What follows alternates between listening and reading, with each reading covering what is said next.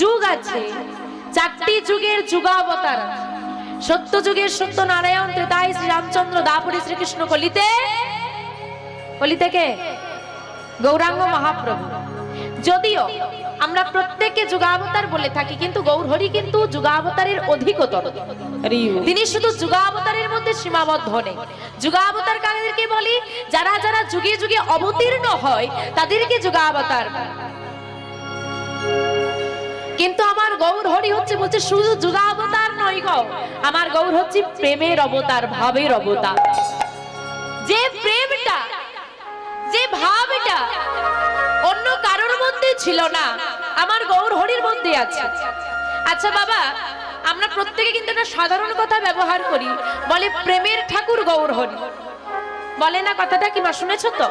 আচ্ছা, প্রেম কথার অর্থ কি?